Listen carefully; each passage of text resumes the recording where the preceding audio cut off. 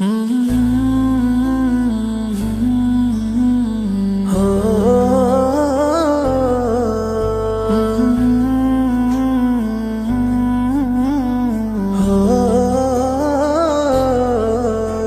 رسول الله يا حبيب الله يا شفيع خير البراء يا رسول الله يا حبيب الله يا شفيع خير البراء يا رسول الله يا حبيب الله يا شفيع قمر الدجى رسول الله يا حبيب الله يا شفيع.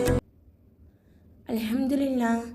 இவ்வுலகை படித்து பரிபாலிக்கக்கூடிய அல்லாஹ்விற்கே புகழனைத்தும். நபி ஸல்லல்லாஹு அலைஹி வஸல்லம் அவர்களை கனவில் பார்த்த உண்மை நிகழ்வுகளை தொடராக பார்க்கிருக்கின்றோம். அதில் இன்றைய நிகழ்வுகள் இப்பொழுது காண்போம்.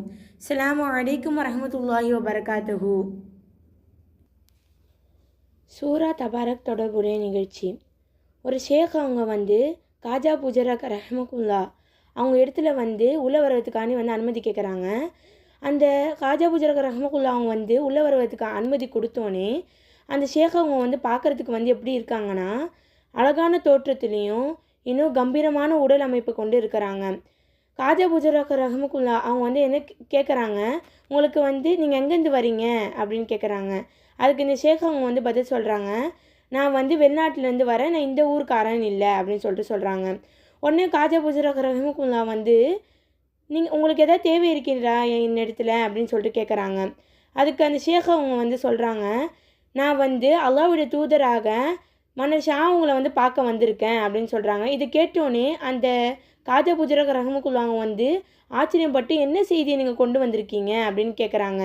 அதுக்கு இந்த ஷேக் அவங்க சொல்கிறாங்க, நான் இந்த செய்தியை மன்னர் இடத்துல தான் சொல்லுவேன், அப்படி நான் மன்னரை பார்க்கலன்னா இந்த இடத்த விட்டு நான் போகவே மாட்டேன் அப்படின்னு சொல்கிறாங்க.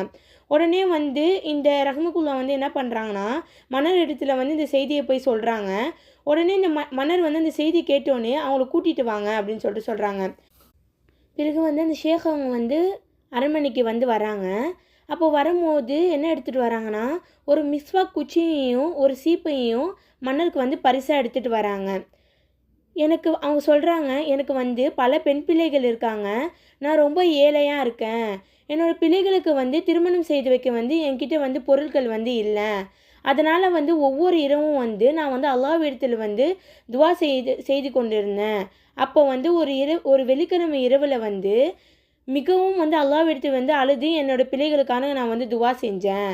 அந்த இரவில் நபி ஸல்லல்லாஹு அலைஹி வஸல்லம் அவங்க என் கனவில் தோன்றுனாங்க. அவங்க என்கிட்ட கேட்டாங்க, இந்த மாதிரி நீ தான் அல்லாஹ்விடத்தில் இரவு நேரத்தில் உன் பெண் பிள்ளைகளுக்காண்டி துவா செஞ்சு கொண்டியா அப்படின்னு கேட்டாங்க. அதுக்கு நான் ஆமாம் அப்படின்னு சொன்னேன். அப்போனா நீ மன்னர் ஷா இடத்துல செல்லு, நீ சொல்ல அவங்கக்கிட்ட, நம்ம நபி ஸல்லல்லாஹு அலைஹி வஸல்லம் என்னோடய பெண் பிள்ளை திருமண செலவிற்காக உங்ககிட்ட உதவி கேட்க சொன்னாங்க அப்படின்னு நீ அவங்கக்கிட்ட போய் சொல்லு அப்படின்னு நபி ஸல்லல்லாஹு அலைஹி வஸல்லம் சொல்கிறாங்க. உடனே இந்த ஷேக் அவங்க கேட்குறாங்க, அல்லாஹ்வின் தூதரே, ஒருவேளை அவங்க என்கிட்ட அடையாளம் கேட்டால் நான் என்ன சொல்கிறது அப்படின்னு கேட்குறாங்க. உடனே நபி ஸல்லல்லாஹு அலைஹி வஸல்லம் சொல்கிறாங்க, அவங்கக்கிட்ட நீங்கள் சொல்லுங்கள், இரவு நேரத்தில் நீங்கள் தூங்குவதற்கு முன்பாக சூரத்துல் தபாரக்கை நீங்கள் ஓதுவீங்க தானே என்று அவங்கக்கிட்ட நீங்கள் சொல்லுங்கள். இந்த செய்தி கேட்டோன்னே அந்த மன்னர் ஆச்சரியம் அடைந்து, நீங்கள் சொல்வது உண்மைதான், ஏன்னா உறங்குவதற்கு முன்பாக நான் சூரத்துல் முழுக்கில் இருக்கக்கூடிய அத்தியாயத்தை நான் ஓதுவேன், இது என் ஆசிரியர் எனக்கு சொல்லிக் கொடுத்தது, இதை நான் இன்றைய வரையும் நான் கடைப்பிடித்து கொண்டு வருகின்றேன் அப்படின்னு சொல்கிறாங்க. இந்த செய்தியை கேட்டோன்னே இந்த மன்னர் என்ன பண்ணுறாங்கன்னா, அந்த ஏழை மனிதர்களுக்கு அந்த பெண் பிள்ளைகளுக்கு தேவையான திருமண செலவையும் இன்னும் பொருளாதார செலவையும் முழுமையாக கொடுக்குறாங்க. இன்னும் அது முழு மனசோட தாராளமாக கொடுக்குறாங்க.